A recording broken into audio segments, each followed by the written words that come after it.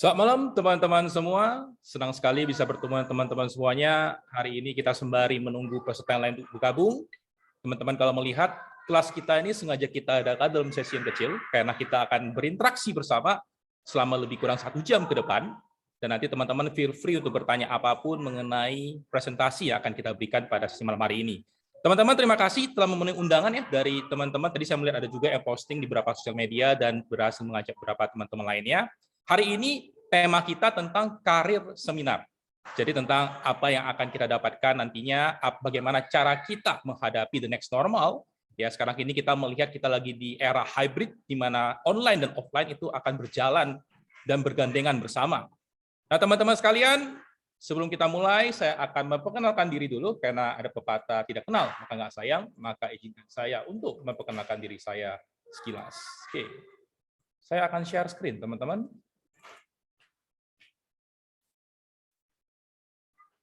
Oke, sudah muncul di layar ya. Baik teman-teman, hari ini tema kita mengenai rethinking work and understanding opportunities. Jadi tentang bagaimana kita ini melihat peluang-peluang apa saja yang ada tersedia di luar sana di era next normal tentunya. Nah teman-teman, saya akan memperkenalkan diri. Nama saya Dr. Stono Tanaka, sering dikenal dengan Dr. Tanaka, nama panggung saya ya, kalau teman-teman sering mengikuti acara-acara financial di setiap hari Minggu malam, di emerging seminar. Nah, teman-teman, ini sekilas kredensial saya. Secara singkat, saya bergerak di bidang personal finance, teman-teman, dan saya bergerak di bidang self-development, di mana saya merupakan founder daripada Coretan Finansial, di mana kita ini aktif memberikan literasi tentang dunia keuangan, khususnya di dunia personal finance. Teman-teman sekalian, mungkin teman berpikir, kenapa Pak malam ini judulnya itu Rethinking Work? Jadi teman-teman, tujuan ini ialah supaya teman-teman tahu, ternyata bukan hanya kita saja yang harusnya memikirkan tentang apa yang terjadi belakangan ini di dunia. Bahkan orang-orang terkenal, seperti Pak Presiden Joko Widodo, Pak Jeff Bezos, ya, kemudian Pak Elon Musk, kemudian Mark Zuckerberg, dan tentunya juga para tokoh-tokoh dunia yang sudah tidak asing lagi tentunya. Mereka setiap hari berpikir, teman-teman. Nah, pertanyaannya mereka ini berpikir tentang apa sih? Kita akan lihat nantinya. Nah, teman-teman, kita akan melihat di sini. Oke, bagi yang ingin unmute boleh ya, tapi untuk membantu kelancaran saya akan izin dulu untuk mute semuanya dulu. Jadi nanti bagi yang ingin untuk berinteraksi silakan raise hand ya, supaya nanti saya bisa bantu untuk unmute. Oke, teman-teman sekalian, saya ingin ada interaksinya juga di sini. Sebelum saya bertanya, saya ingin menjabarkan sedikit tentang beberapa generasi yang ada tentunya di Indonesia saat ini. Kita akan melihat teman-teman. Yang pertama ialah generasi di usia tahun kelahiran ya, 1928 sampai 1945. Di sini, pada tahun ini, harusnya mereka ini berusia di antara 77 sampai 84 tahun. Generasi ini kita namakan dengan generasi silent generation. Nah, ini biasanya generasi engkong-engkongnya kita, ya, kemudian kakek-kakeknya yang saudara-saudara kakek, dan semua berada di generasi silent. Setelah itu, teman-teman, kita akan yang mempunyai generasi kedua, namanya generasi boomers. Nah, generasi ini biasanya saat ini ya usianya di usia 58 sampai 76, di mana mereka kelahiran 1946 sampai 1964. Nah, ini biasanya ayahnya kita ya, kemudian tante, omnya kita, itu biasa di generasi boomers, teman-teman. Dan setelah itu kita akan ada yang namanya generasi X ya, di usia 42 sampai 57, tahun kelahiran 1995 sampai 1980. Kemudian disusul oleh generasi millennials tahun kelahiran 81 sampai 96, di mana rentang usianya usia 26 sampai 41 tahun. Disusul lagi oleh Gen Z, teman-teman, ya, atau Zillennials, bahasa kerennya. Itu di tahun kelahiran 97 sampai 2012, ini di usia 10 sampai 25 tahun. Dan yang terakhir ialah di generasi A, di mana di keponakan-keponakannya kita, anak-anak, ya, ini di usia di bawah 9 tahun. Teman-teman, supaya saya bisa berikan gambaran, silakan ketik di kolom chat, di generasi manakah teman-teman saat ini berada. Silakan.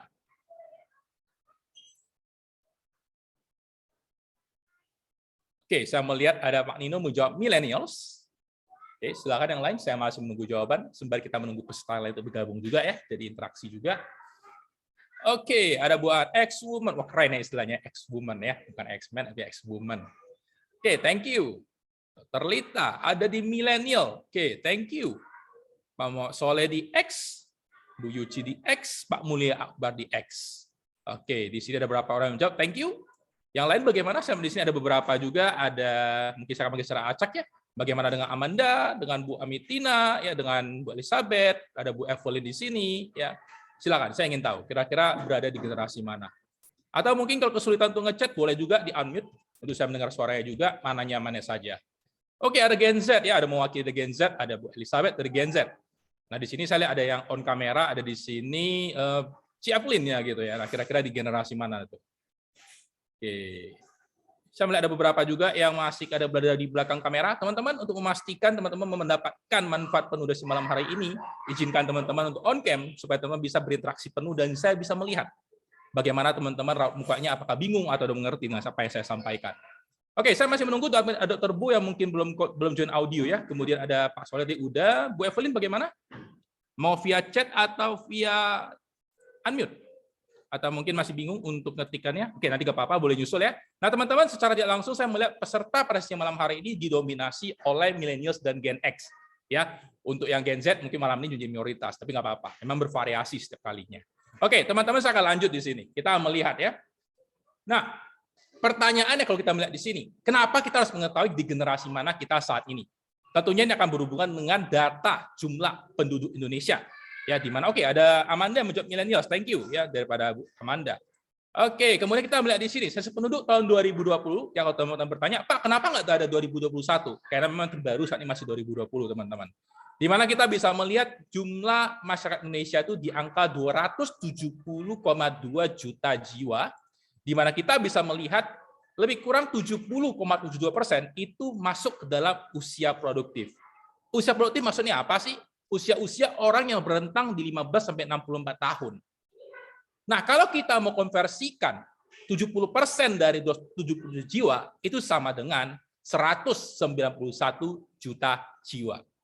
Nah, kalau kita melihat sendiri dari segi persentase generasi, silent generation itu paling sedikit 1,87%, kemudian ada boomers 11,56%, kemudian ada Gen A 10,88%. Nah, 3 generasi ini biasa generasi yang tidak bisa menghasilkan.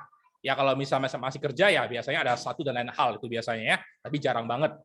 Nah, kemudian Gen X tadi ya, di mana di sini tadi ada diwakili oleh Bu Yuci, ada Bu Aan, ada Pak Soleh, ada Pak Bule dan kawan-kawan. Di sini 21,88%.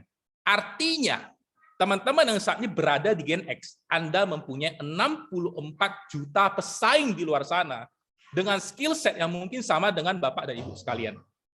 Artinya, kenapa market akhirnya memilih Anda, tidak memilih mereka? Nah, ini harus menjadi pemikiran kita pada saat ini. Nah, kemudian kita melihat generasi millennials, ya, generasi tadi ada Dolita, yang berada Mas Tino dan teman-teman yang lain di sini generasi milenial. Artinya kita mempunyai lebih kurang 69 juta kompetitor yang mungkin memiliki skill set yang sama atau bahkan lebih dari kita, di mana secara tidak langsung mereka menjadi kompetitor kita apabila kita menginginkan bidang yang sama. Kemudian tadi di sini ya ada juga Bu Elizabeth tadi ya yang di Gen Z, kamu mempunyai 75 juta pesaing di luar sana yang mungkin mengincar bidang yang sama dengan tentunya job occupation, job vacancy yang tentunya terbatas.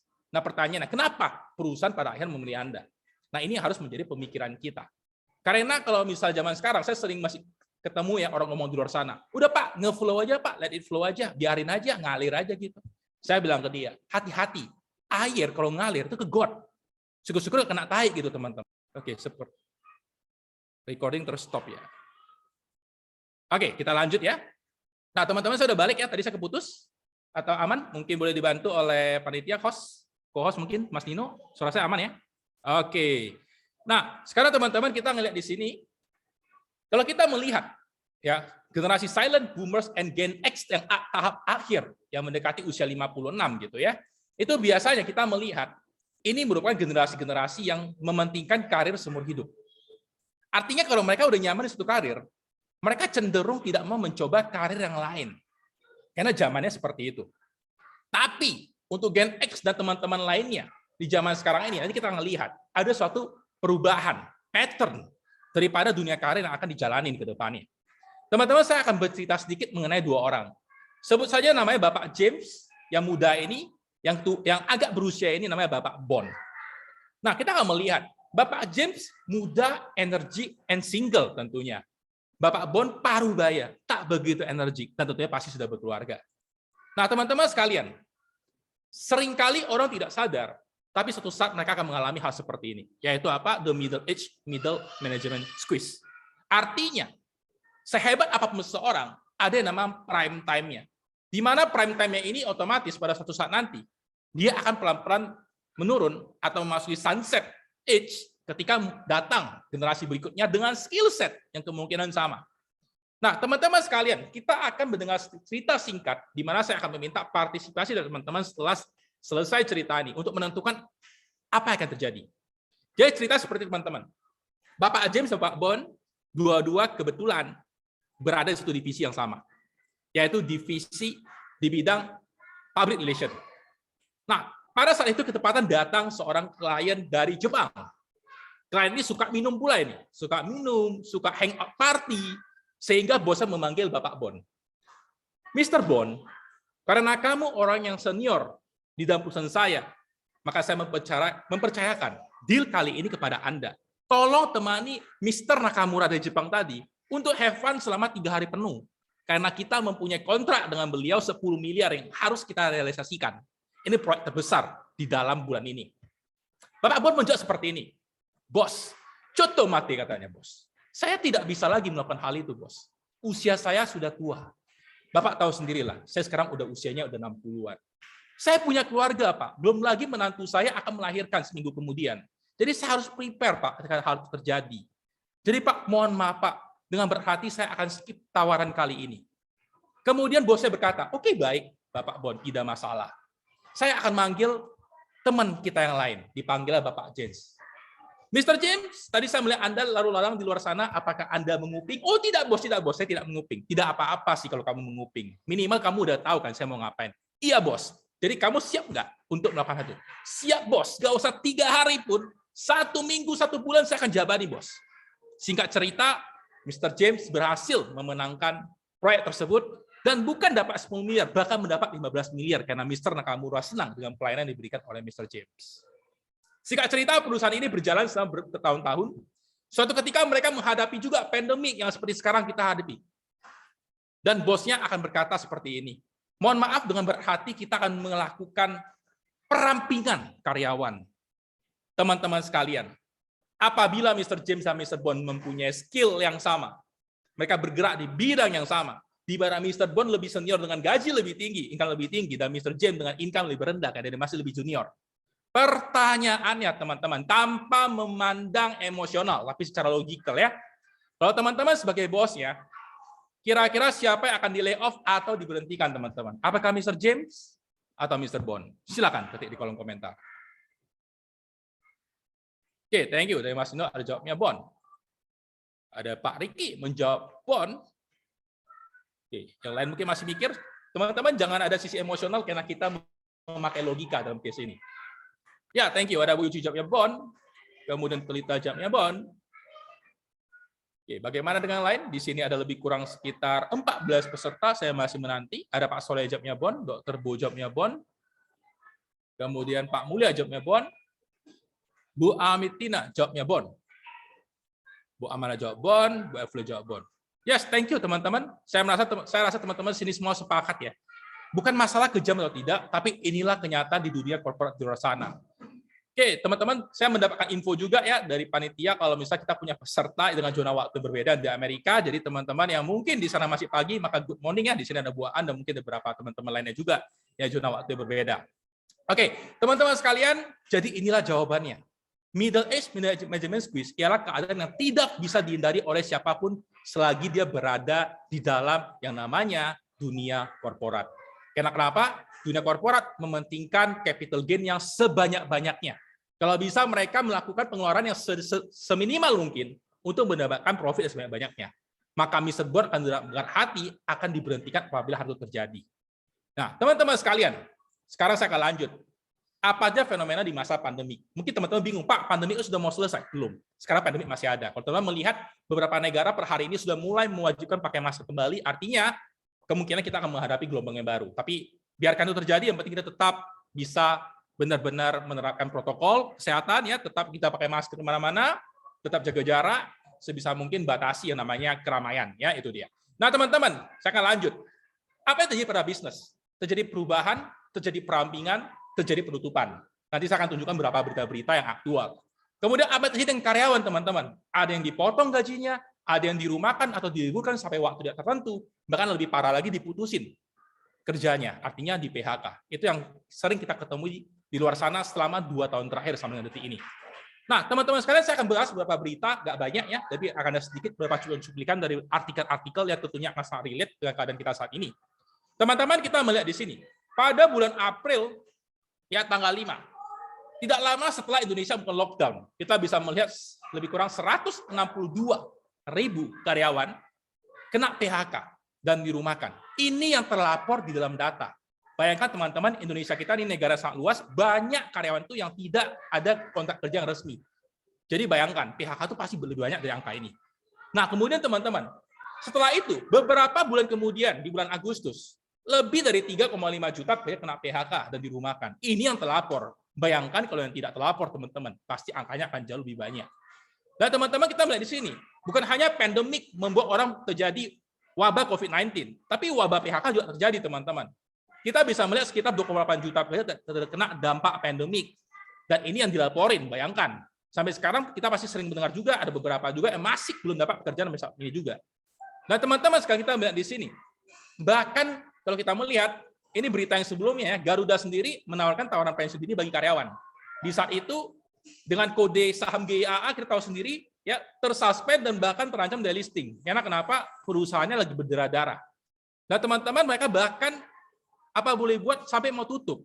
Karena kenapa? Langkahnya kondisi keuangannya sudah benar-benar tidak mendukung. Ya, tapi syukurnya dia di-backing oleh banyak orang-orang yang kuat dengan kekuatan kuat, tentunya juga di sini bukan hanya soal financial, tapi tentang bagaimana bangsa Indonesia mempunyai armadanya juga. Makanya sampai sekarang ya, thanks God, akhirnya terbang kembali gitu. Tapi teman bayangkan, Garuda aja bisa mengalami hal seperti ini gitu. Nah, teman kita melihat sendiri, Pak Presiden Joko Widodo sendiri mengatakan banyak bidang yang akan digantikan oleh robot. Tidak terlepas oleh bidang PNS yang bergerak di sektor tertentu tentunya. Di mana di sektor itu tidak perlu yang ada namanya campur tangan daripada manusia secara langsung. Jadi bisa automated by system. Kemudian teman-teman kita melihat sendiri juga, sampai dengan detik ini ya, di tahun 2022, dari laporan World Employment and Social Outlook Trends di tahun 2022, kita bisa melihat jumlah pekerja masih di bawah level pra-pandemik. Artinya orang-orang yang dirumahkan belum semuanya sepenuhnya mendapatkan pekerjaan. Bahkan bulan lalu bukan bulan lalu ya, 2 minggu lalu ya ketika saya baru balik dari Bali, sangat mengenaskan teman-teman. Banyak sektor itu yang terganggu dan kasihan banget maintenance mereka itu benar-benar selama 2 tahun itu hancur lebur. Dan sekarang ini pariwisata Bali pelan-pelan mulai naik dan mereka sudah mulai pelan-pelan meng-hire kembali lagi. Tapi pertanyaannya satu, apakah semua akan ter-hire kembali? Itu kan akan cerita yang berbeda. Karena kenapa? Yang namanya perusahaan pasti dia memberikan cost and benefit. Nah, di mana ketika sekarang sektor pariwisata mulai naik, angka COVID juga mengikuti. Pertanyaannya, apakah bisa balik ke normal? Kita akan balik sama-sama. Tapi yang pasti ialah, belum semua orang mendapatkan pekerjaannya kembali, teman-teman.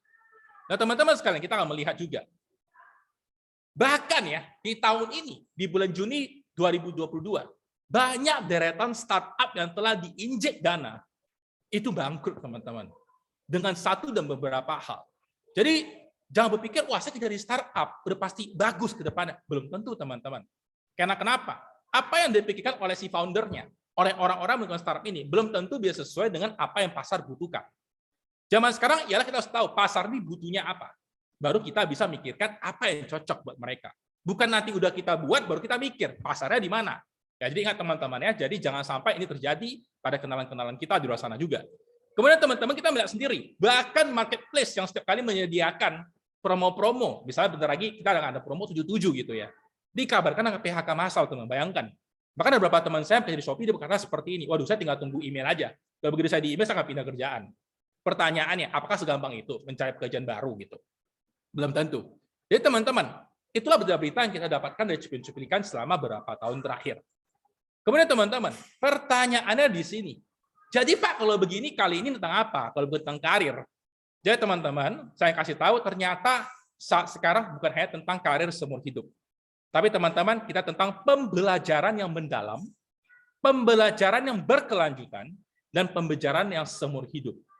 Di dalam filosofi China, ada satu istilah, Huo Tao Lao, Xie Tao Lao. Hidup sampai tua, belajar sampai tua.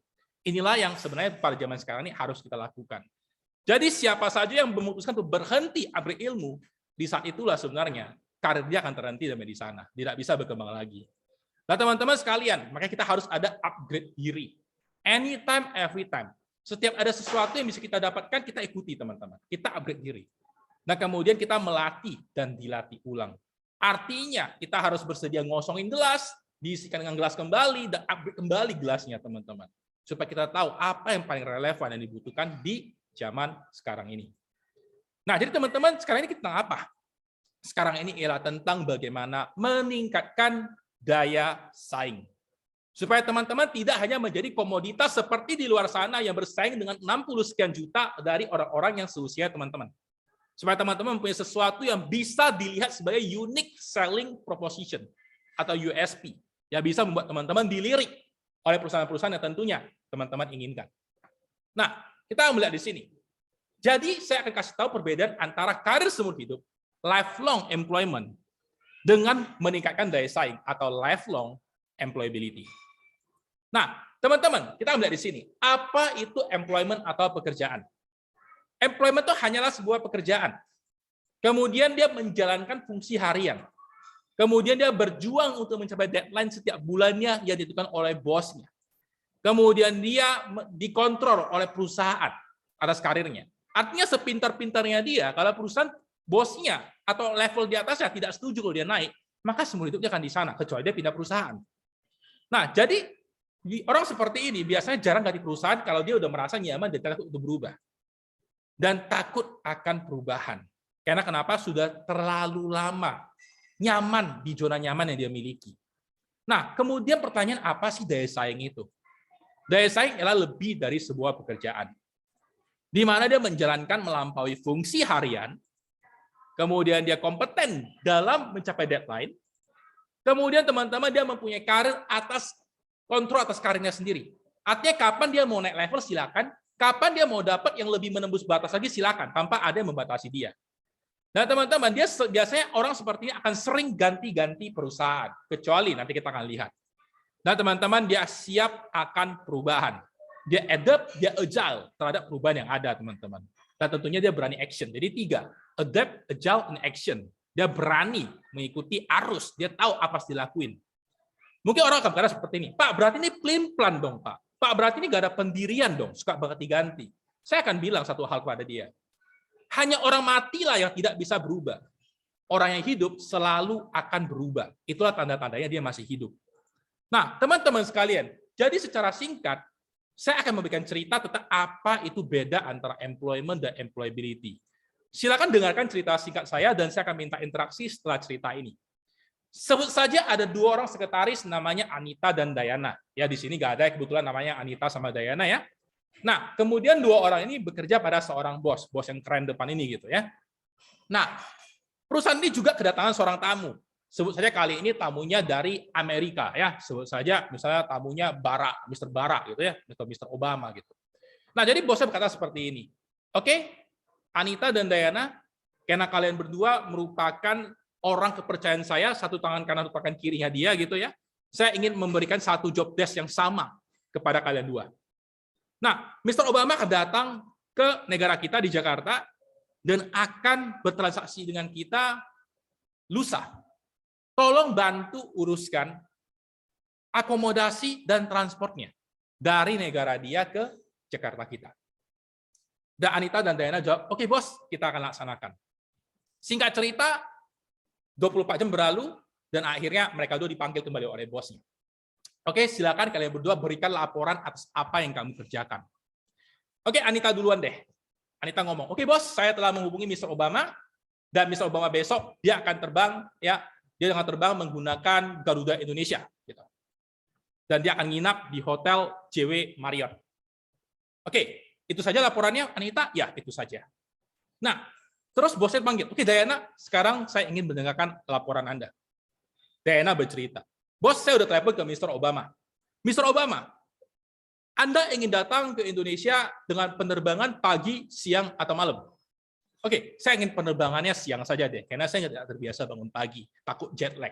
Oke, Mr. Obama, apakah Anda datang sendiri atau bersama dengan keluarga ke Jakarta? Oh, kebetulan saya ingin bawa keluarga saya juga, karena saya pengen jalan-jalan.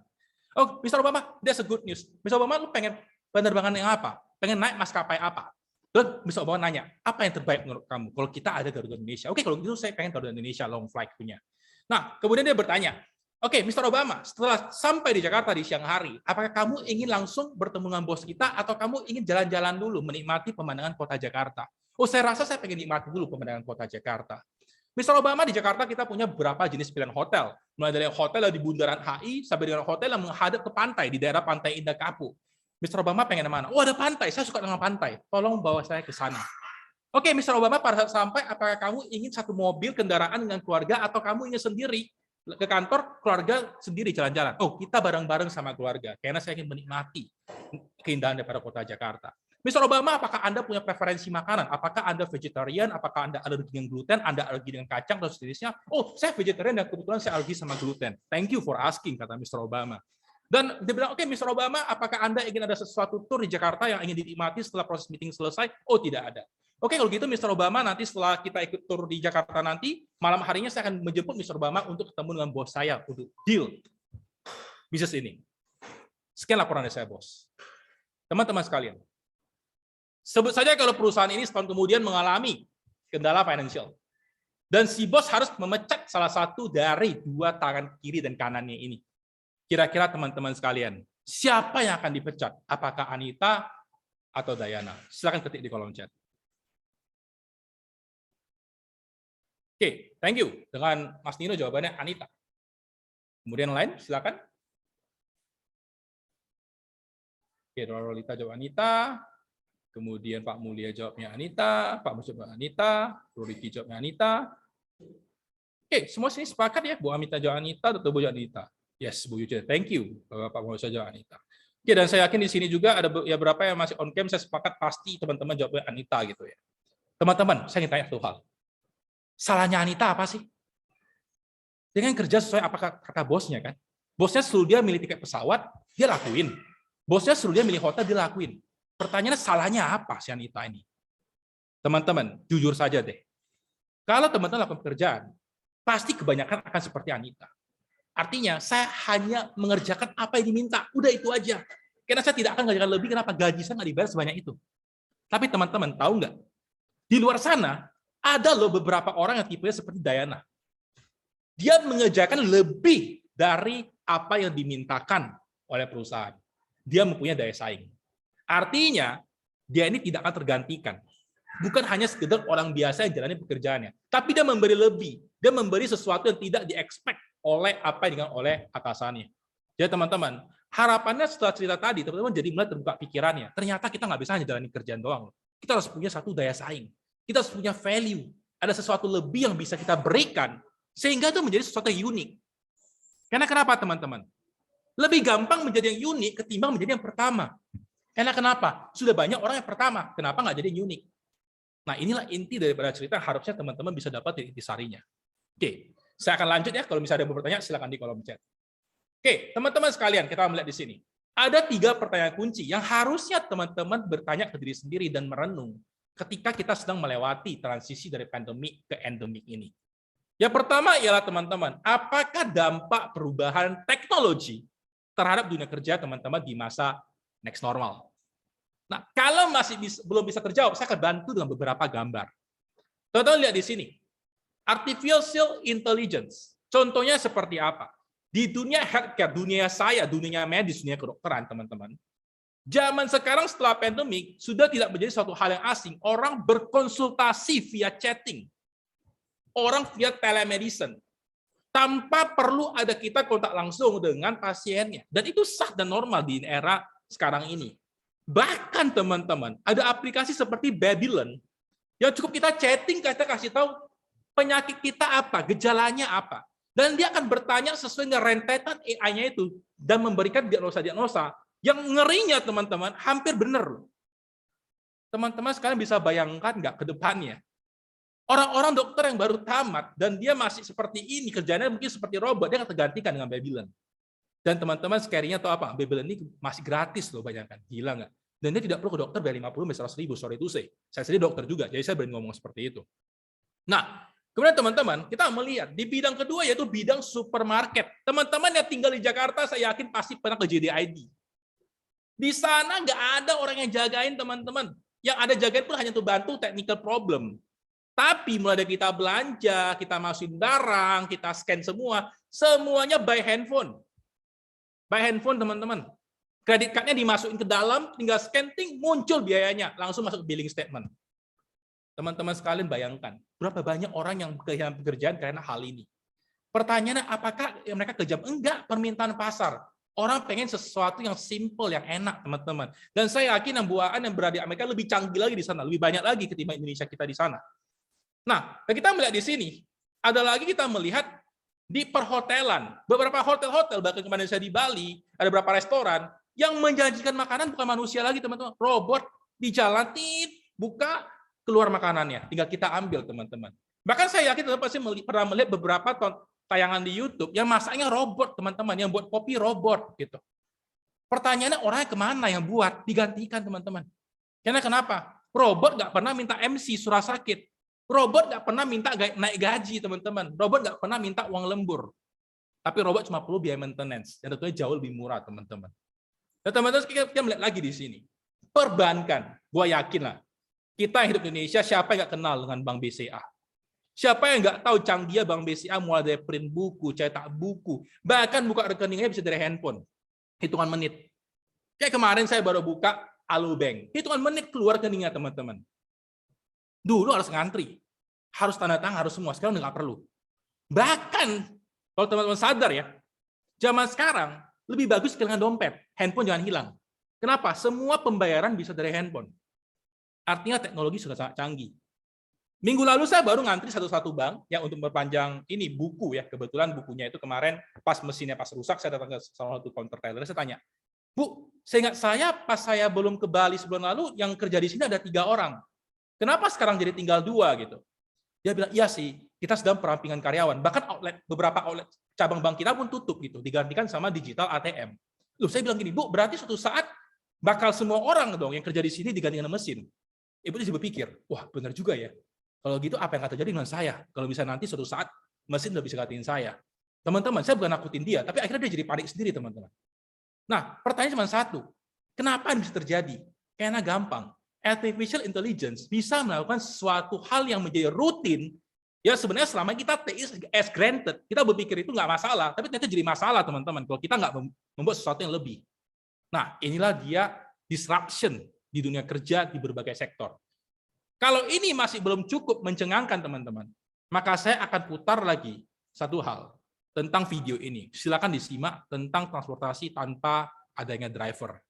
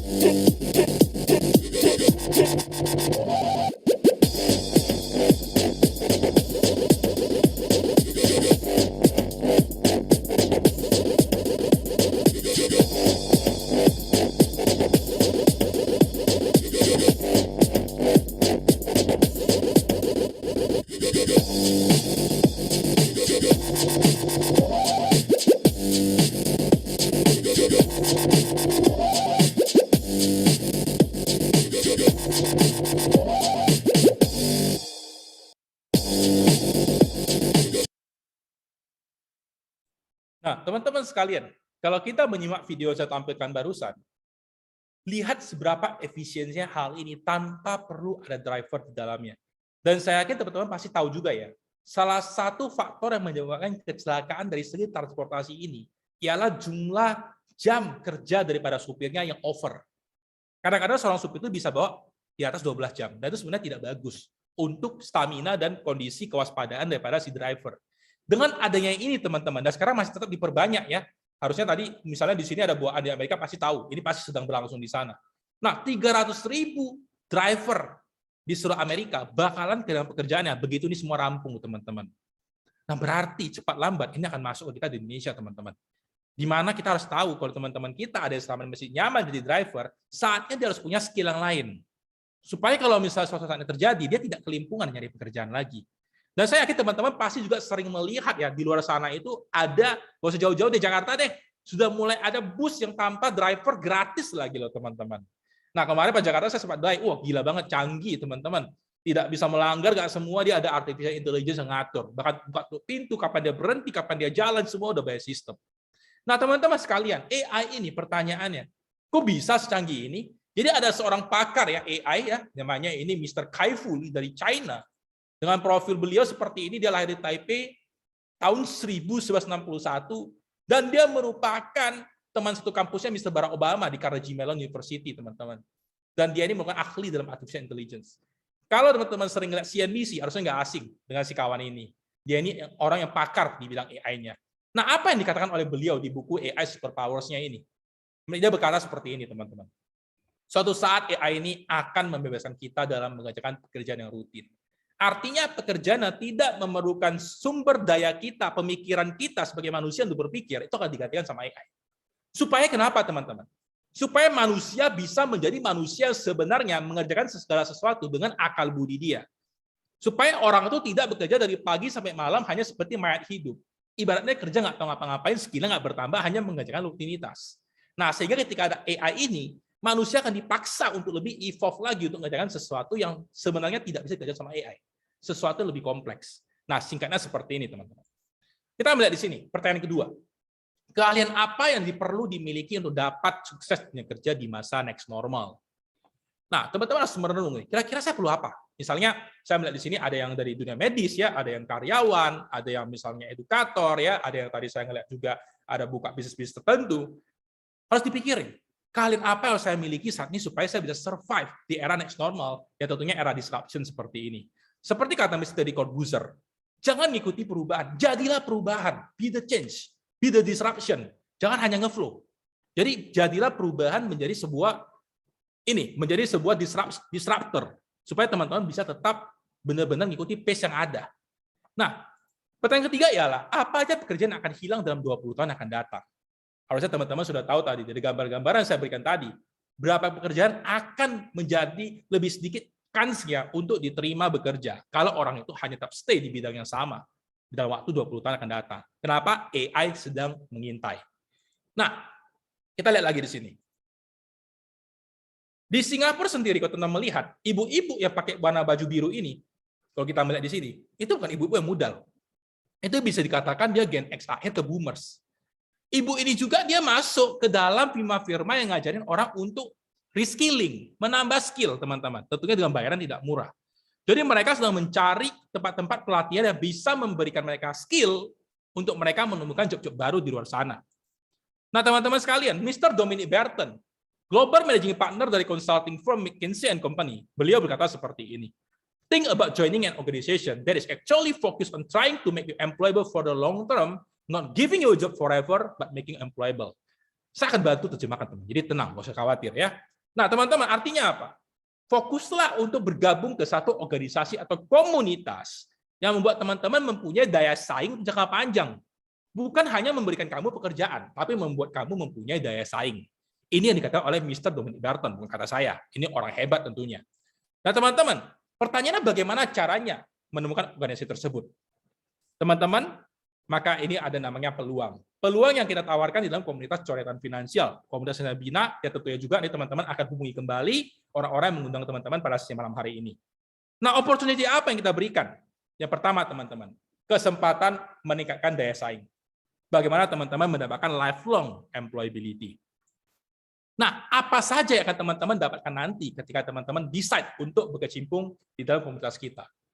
Secara singkat, teman-teman akan mendapatkan financial planning, ilmu tentang sales, management, communication, leadership, and teamwork. Bagaimana business development and networking. Bagaimana teman-teman mendapatkan adaptability, creativity, flexibility. Bagaimana teman-teman punya problem solving and critical thinking. Bagaimana teman-teman bisa punya growth mindset dan teman-teman bagaimana bisa self-improve.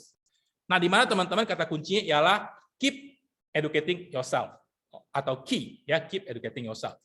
Nah, teman-teman sekalian, pertanyaan seperti ini. Kenapa sih memerlukan pendidikan yang lebih tinggi seperti itu? Padahal kalau kita melihat orang-orang zaman sekarang sedikit-sedikit nanya ke Mbah Google, Mbah yang di atas sedikit itu gitu ya. Jadi dia bisa menjawab apapun gitu. Dia bertanya teman-teman, ngapain kita capek-capek dapat skill, ngapain capek-capek sekolah, ngapain capek-capek kuliah gitu.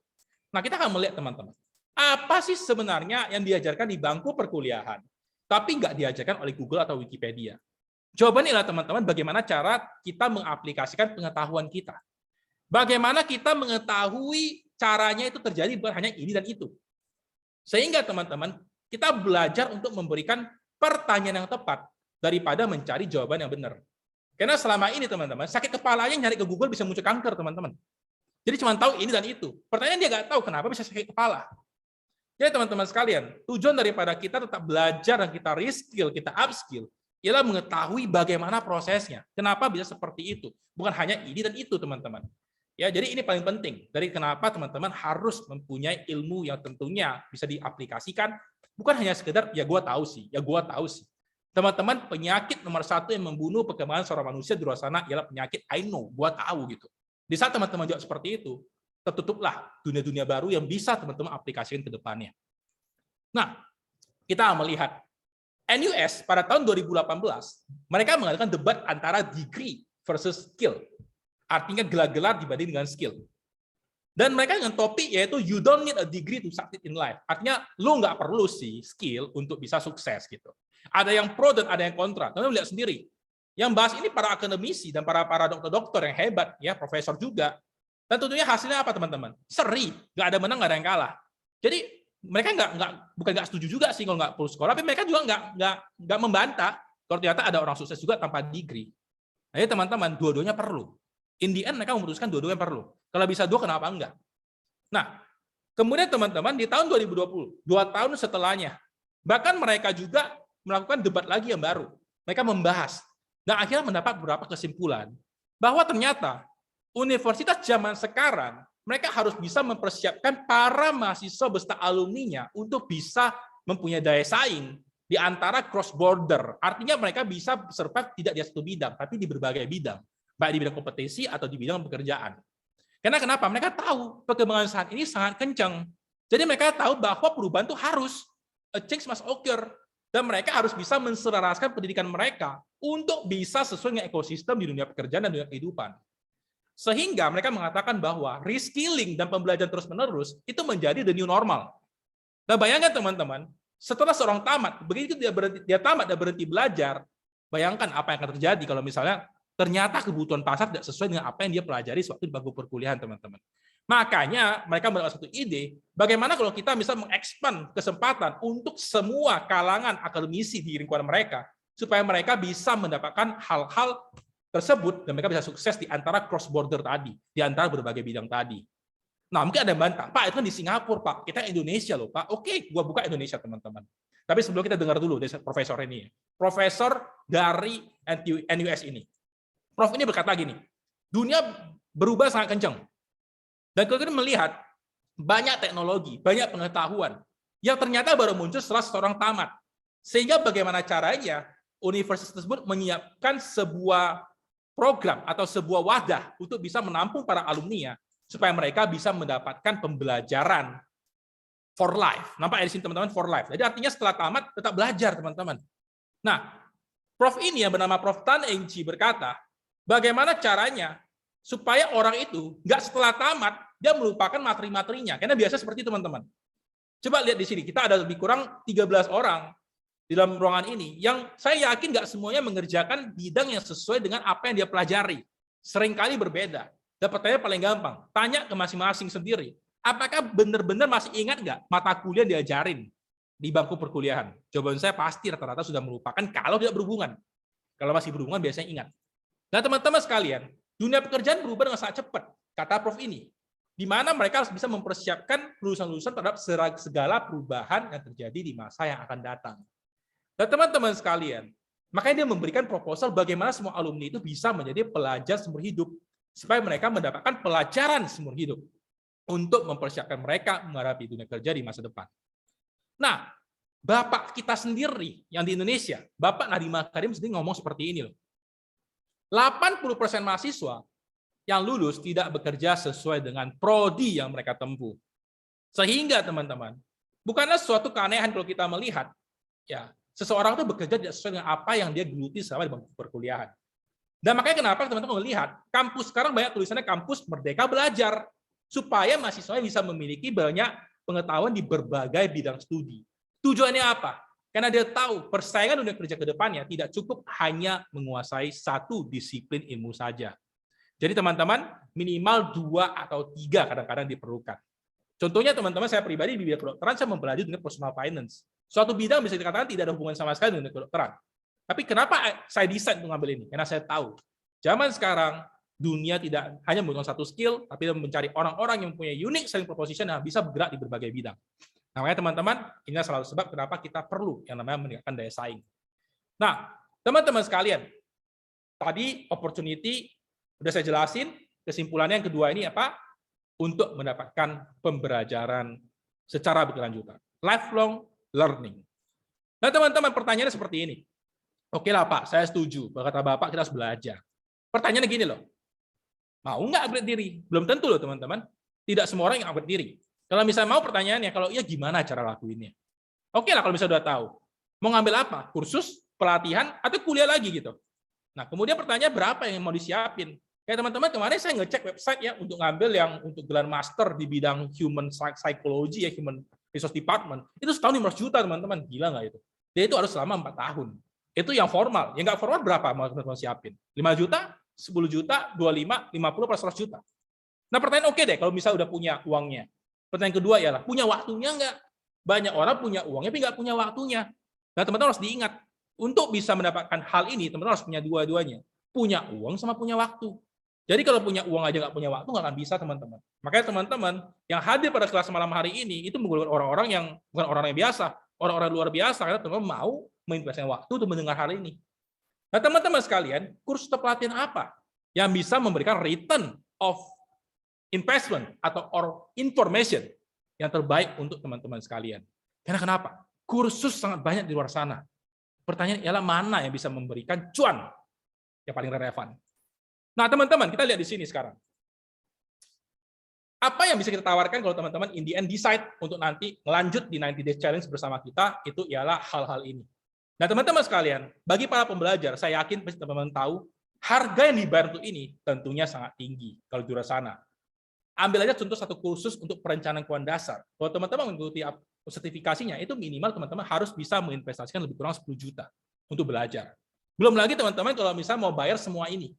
Bagaimana cara melakukan sales, bagaimana cara melakukan manajemen, bagaimana cara komunikasi, tentunya itu akan mempunyai bayaran sangat banyak.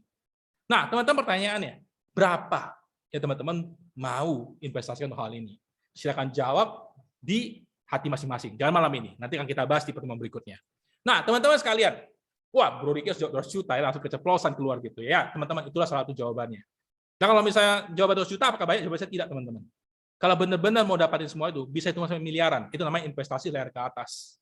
Nah, teman-teman, tentunya semua orang pasti akan perlu mentor, akan perlu coach. Saya pribadi mempunyai 4 mentor dan coach, teman-teman. Yang pertama, Hera Sensei. Satu-satunya CFP Ambassador di Indonesia dengan pengalaman 22 tahun di bidang perencanaan keuangan. Yang kedua, saya belajar dari saya punya Shifu, Gordon Hu dari Singapura. Beliau ini punya 32 tahun pengalaman di bidang life insurance industry, tentunya dengan agency system dia.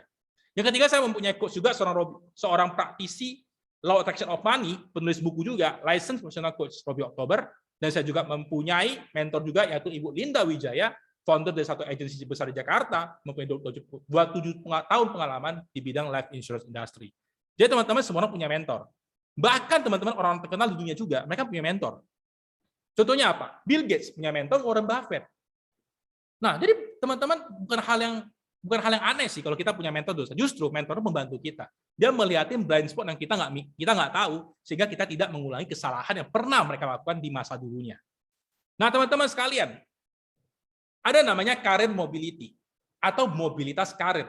Ini yang biasanya membuat orang berpindah dari satu kerjaan ke kerjaan yang lainnya. Nah, teman-teman, saya kenalin sedikit sejarah tentang saya. Saya bukan seorang dokter IGD dan ICU dulunya di Mata Fiska dan Stella Maris. Sekarang saya nggak menjadi dokter IGD dan ICU, tapi saya sekarang udah menjadi on-call dokter. Artinya kalau orang perlu baru saya pergi. Jadi saya memilih klien-klien saya. Nah, saya dulunya bukan seorang dosen di FKG Umpri, saya seorang network marketer dulunya Dan saya merupakan seorang entrepreneur dulunya. Nah, teman-teman lihat sekarang, kenapa akhirnya saya berada di bidang financial planning, di bidang personal finance, teman-teman, menjadi seorang fintrainer. Nah, kenapa, teman-teman? Karena saya melihat, kalau senior-senior saya dengan usia seperti saya 20 tahun akan datang, saya udah tahu endingnya kemana. Endingnya begitu pensiun, ya udah di rumah nggak ngapain teman-teman, nggak bisa nikmati pensiun. Pensiunnya dari kenikmatan. Yang saya inginkan ialah pensiun dengan kenikmatan. Oleh karena itu saya mencari hal yang ketiga ini, yaitu ini teman-teman. Saya mencari ini. Sorry, skip. Saya akan back satu halaman. Jadi saya mencari teman-teman. Saya mencari upward social mobility. Artinya bagaimana cara saya meningkatkan status sosial. Di mana peluangnya akan kita berikan ke teman-teman yang pada akhirnya memutuskan, oke Pak, saya ingin mengetahui lebih lanjut tentang bagaimana caranya. Nah, teman-teman sekalian, saya akan buka satu anekdot lucu. Jadi, seringkali di dalam dunia interview HRD, sering banget orang-orang yang usia muda berkata seperti ini. Oke Pak, saya akan melihat diri saya 5 tahun akan datang, lompat-loncat pekerjaan gitu. Dan teman-teman ini hal yang normal loh. Artinya orang akan mencicipi banyak hal di luar sana supaya dia tahu mana yang terbaik buat dia. Bahkan selama sebulan ini saya bertemu dengan beberapa orang, ada meeting one-on-one, ngobrol dari heart to heart, saya mendapati bahwa banyak orang yang belum tahu dia mau ngapain. Dan saya bilang silakan, coba sebanyak mungkin tempat. Tapi in the end you need to decide one. Karena kenapa? Gak ada orang yang kerja seumur hidup untuk kerja doang. No. Anda kerja untuk cari pengalaman. Anda kerja bukan untuk cari uangnya. No. Uangnya itu lebih besar bukan di pekerjaan, tapi di something else, teman-teman. Nanti teman-teman akan tahu sendiri ketika mengikuti programnya kita.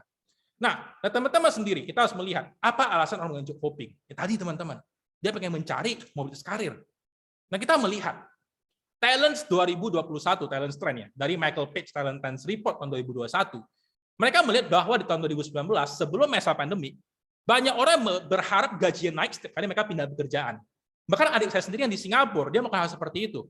Lebih tepatnya suaminya dengan hal seperti itu. Jadi ketika dia di satu perusahaan gajinya mentok, dia pindah perusahaan lain sehingga gajinya bertambah, teman-teman. Itu sebelum pandemi, 15-20%. But after pandemic sekarang ini di tahun 2021, banyak orang yang mencari peluang karir baru, lebih kurang 5%. Dan 22% menunggu secara pasif. Dan uniknya teman-teman, setelah pandemi, orang bilang nggak apa-apa deh, saya nggak naik gaji. Yang penting saya ada pekerjaan yang lebih nyaman. Nah teman-teman, orang berubah. Kenapa? Pandemic change people. Orang berpikir menjadi lebih rasional. Daripada alih-alih menunggu dia punya income naik, kenapa saya nggak hanya pindah pekerjaan, tapi saya merasa lebih nyaman. Teman-teman, terjadi perubahan daripada cara pandang orang untuk mencari karir. Nah, teman-teman sekalian, jadi ada banyak kesempatan jika kamu mau berpikir kembali tentang pekerjaan yang teman-teman lakukan pada saat ini. Kemudian berani ngambil risiko. You dare to take the risk. Anda berani ambil risiko. Kemudian kamu mau mengupgrade mindset dari fixed mindset menjadi growth mindset. Kemudian bagaimana kita menghadapi ketakutan kita. Semua orang punya ketakutan masing-masing. Antara kamu mau hadapin atau kamu mau lari. Cuma itu pilihannya, tidak ada pilihan lain. Teman-teman, ada 3 opportunity akan saya review. Yang pertama ialah opportunity untuk mendapatkan daya saing, lifelong employability. Yang kedua ialah kesempatan untuk lifelong learning, pembelajaran secara berkelanjutan. Yang ketiga ialah opportunity untuk upward social mobility, meningkatkan status sosial. Nah, teman-teman, semuanya akan dimulai dengan kesempatan 3 bulan, yaitu menjadi flexi staffing. Dan the good news ialah, tolong tetap kerjakan apa yang Anda kerjakan saat ini. Jangan berhenti bekerja. Kalau Anda punya usaha, terusin. Anda kerja, terusin. Anda kuliah, terusin. Jangan dihentiin. Karena untuk menjadi flexi staffing, kamu hanya cukup mengkalikan waktu, bukan membagi waktu. Bagaimana caranya nanti akan kita bahas. Nah, apa itu flexi staffing, teman-teman? Flexi staffing merupakan suatu solusi untuk memperoleh keterampilan yang tepat berdasarkan kebutuhan suatu profesi. Di kita profesi personal financial planning. Nah, teman-teman, mengacu pada situasi di mana organisasi mempekerjakan SDM sementara, baik untuk jangka waktu tertentu atau sampai penyelesaian tugas. Di mana teman-teman ini semakin populer ketika seseorang itu ingin menyelesaikan proyek atau tujuan jangka pendek secara efektif. Nah, pertanyaannya, ini untuk apa sih flexi staffing? Jadi dia diizinkan untuk memperoleh berbagai keterampilan dan skill selama dia menggeluti profesi itu. Jadi kayak tadi teman-teman, ketika 90 hari teman-teman bergelut di bidang ini, teman-teman akan dibekali dengan skill, life skill, self-development, personal financial planning, and so on, many more, teman-teman. Nah, teman-teman, kita melihat sendiri, flexi staffing bukanlah suatu hal yang baru. Dari tahun 2019, di India sendiri, flexi staffing sudah mulai meningkat popularitasnya, mencapai 6,1 million workforce. Nah, teman-teman, sekali kita melihat di Singapura sendiri, di tahun 2020, kebanyakan daripada employers, orang-orang yang mau meng-hire orang, dia lebih suka orang-orang ini bekerja setelah flexible works, setelah COVID-19. Bahkan adik saya sendiri Singapura sampai sekarang bekerja di rumah apartemen. Jarang dia keluar-keluar rumah kalau nggak diperlukan, teman-teman. Dan teman-teman sekalian, the future of work is work on demand. Kerja berdasarkan permintaan. Startup di seluruh dunia, termasuk di dalam Southeast Asia, mereka banyak yang menyediakan hal ini, teman-teman. Jadi bukan sesuatu yang baru, ini sebenarnya udah mulai global di luar sana. Dan teman-teman, flexi staffing ini sudah mulai banyak cenderung disukai oleh perusahaan-perusahaan. Nah, kalau kita melihat sendiri, kalau perusahaan-perusahaan itu masih ngotot dengan cara lama, cara kerja hiring yang lama, mereka akan kehilangan 70% kandidat. Dan sekarang banyak orang yang cari yang namanya flexi staffing. Dan flexi staffing ini, teman-teman, ada dua hal yang buat dia makin ngetren. Yang pertama ialah kebutuhan perusahaan akan fleksibilitas dalam perubahan pasar. Karena kenapa? Dunia ini dinamis, disruption selalu terjadi. Jadi perusahaan ketika dia mau ngambil suatu hal yang baru, dia lebih gampang kalau dia punya flexi staffing. Dan dari kandidatnya sendiri, dari SDM-nya sendiri, banyak orang pengen ngetes di berbagai bidang. Makanya dia cari yang namanya flexible working atau flexi staffing. Nah, teman-teman, kita melihat di sini, ada ruang guru, ada kita lulus, ada sampingan. Platform-platform ini merupakan platform untuk orang-orang meningkatkan skill untuk bisa menjadi seorang flexi staffing. Bayangkan, ada loh platform-platform untuk pelatihannya dan juga berbayar, teman-teman. Nah, negara ASEAN ini makin mendukung pekerjaan yang berdasarkan permintaan. Di mana Indonesia juga termasuk dalam negara ASEAN. Di kita namanya apa? Kalau teman-teman sering dengar namanya PKWT, pegawai kerja waktu tertentu. Nah, menurut undang-undang, sebelum Omnibus Law, sebelum era Omnibus Law, PKWT ini dia hanya boleh diadakan paling lama 2 tahun, di-extend 1 tahun. Jadi maksimal itu 3 tahun. Tapi setelah Omnibus Law, teman-teman, PKWT tidak ada batas maksimalnya. Artinya orang bisa menjadi pegawai kerja tertentu atau pegawai kontrak sepanjang-panjangnya perusahaan itu diizinkan. Jadi orang itu tidak akan menjadi pegawai tetap sampai kapanpun. Dan PKWT ini sesuatu yang populer, teman-teman. Nah, kalau kita melihat contohnya apa? Ada guru, ada project manager, ada web developer, web designer, ada gig workers. Apa itu gig workers? Itu driver online dan kurir ekspedisi, teman-teman. Contohnya kita melihat ya, ada satu jurnal yang sangat menarik yang saya ngambil dari teman kita di UGM.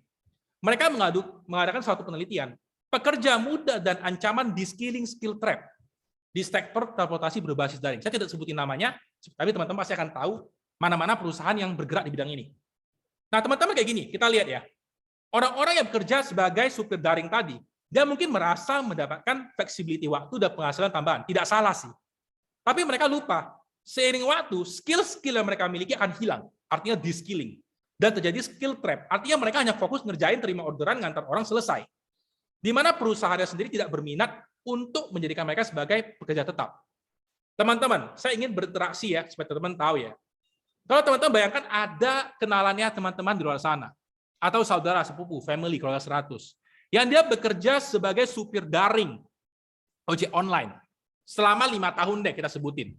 Sebut saja dia seorang S2 gitu ya, di bidang apapun dia kerja sebagai supir daring tadi selama 5 tahun.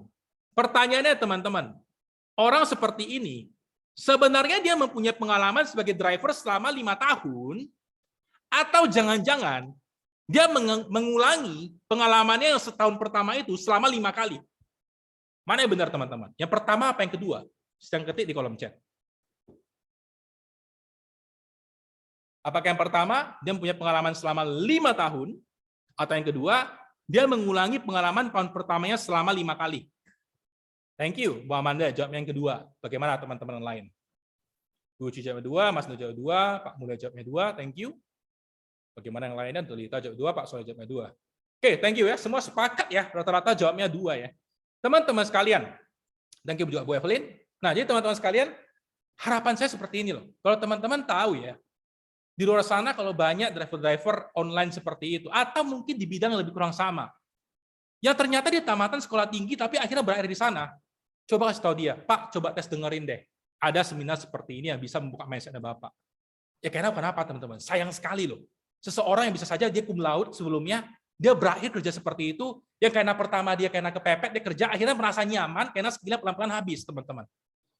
Dan teman-teman, makanya salah sebab saya tidak pernah diundang di perusahaan 2 ini untuk ngomong, karena dia takut nanti dia punya mitra semua akan hilang. Tapi ya kita tujuannya bantu orang, teman-teman.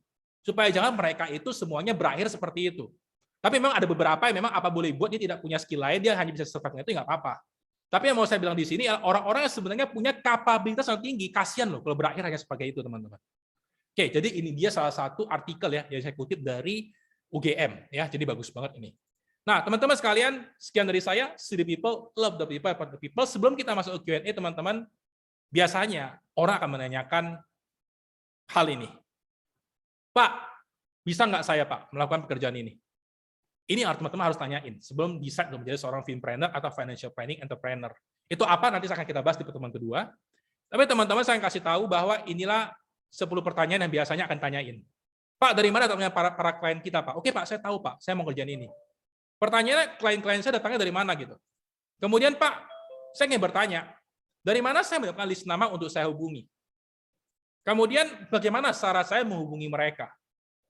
Kemudian setelah dapat janji temu, Pak, gimana Pak? Apa yang saya katakan kepada klien-klien? Kemudian bagaimana Pak jika saya tidak dapat menjawab penolakannya mereka? Kemudian bagaimana saya bisa melakukan closing penjualan? Karena kita berhubungan dengan bidang produk keuangan. Nah, seperti apakah 90 hari pertama yang akan saya jalanin? Seperti apakah hari-hari kerja saya akan berlangsung? Bagaimana saya akan dibayar? Dan apa hal terburuk yang dapat terjadi jika saya mendapatkan diri dan menyelesaikan 90 hari? Nah, teman-teman ini biasanya akan sering tanyain oleh orang-orang di luar sana sebelum mereka decide. Tapi teman-teman, ketepatan ini baru bergabung, bintang tamu dari saya merupakan tamatan dari batch staffing di bulan April. Beliau sudah selesai menyelesaikan 90 hari. Saya akan mengundang Angeline Hugo bersama kita. Silakan Angeline Hugo. Saya akan bertanya sedikit supaya teman-teman dapat gambaran kira-kira batch staffing itu seperti apa. Oke, saya akan bantu spotlight ya. Oke, Angeline, selamat malam dan saat bergabung.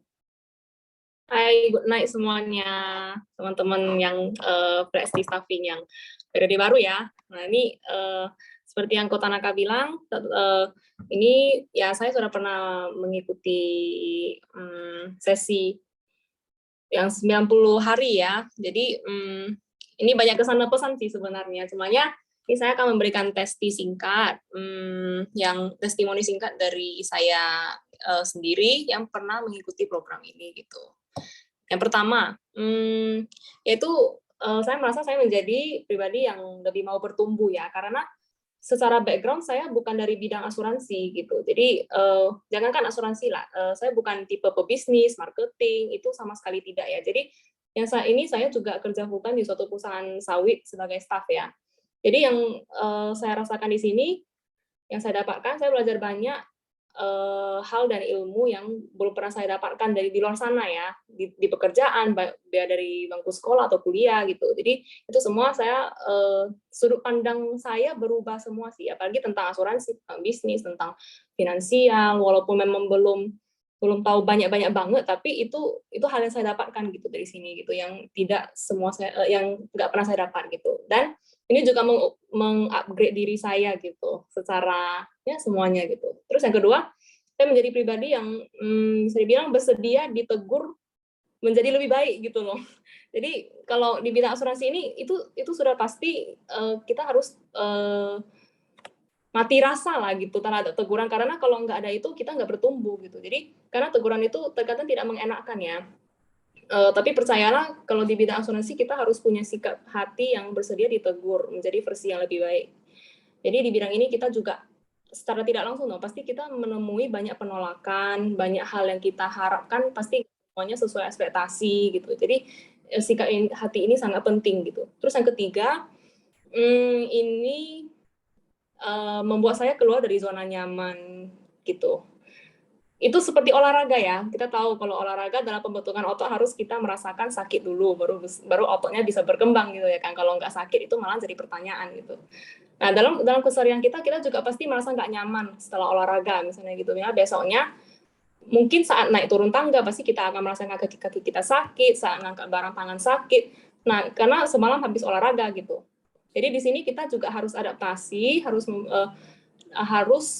membuat zona nyaman kita itu sedikit terusik gitu.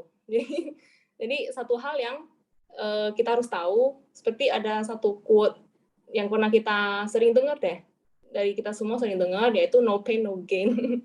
Jadi percayalah, jika kita mau perubahan besar yang terjadi dalam hidup kita itu kita harus melalui semua proses yang nggak nyaman gitu. Jadi dengan punya sikap hati seperti ini, kita udah satu langkah lebih maju dari orang lain sih. Karena setidaknya kita udah mencoba dulu gitu. Jadi mungkin proses setiap orang itu pasti berbeda ya. Kayak setiap individu ke individu lain itu nggak mungkin misalnya nggak mungkin sama gitu. Ada yang 1 bulan, ada yang entah berapa lah. Itu pokoknya sangat tidak bisa kita tentukan. Itu tergantung kapasitas diri kita. Itu tergantung kita sendiri gitu. Jadi nggak setiap orang itu sama. Itu sih, sekian dari saya. Oke, thank you. Jadi teman-teman, ya tadi teman-teman dengerin dari Angelin Hugo, disclaimer dulu, ini beliau buatnya tanpa persiapan, karena saya kasih tahu dia 1 jam sebelum acara, nanti kamu tolong ngomong testimonimu secara spontan. Jadi yang saya inginkan itu benar-benar dari hati yang dikemukakan. Dan teman lihat tadi ya, memang sistem kita nanti itu akan lebih strict di awal, jadi memang akan ada nanti saat-saatnya teman-teman merasa, aduh kejam banget sistem ini. Tapi seperti itulah untuk buat teman-teman bertumbuh.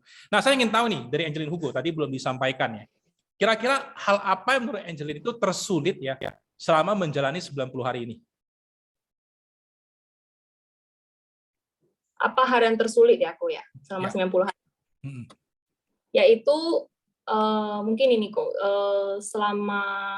karena ini kan lagi-lagi saya kan bukan dari background asuransi atau marketing, jadi ini sama sekali dunia yang baru bagi saya ya, karena bisa dibilang mental karyawannya itu tinggi gitu ya kan, karena lingkungan sekitar saya juga jarang ada yang kerjanya itu bagian asuransi gitu. Jadi ini seperti istilahnya kita dalam seorang manusia gitu ya, itu kan harus butuh orang yang benar-benar mendukung sih, apapun itu. Pokoknya kalau bisa kita pun hangout atau apapun, kita jangan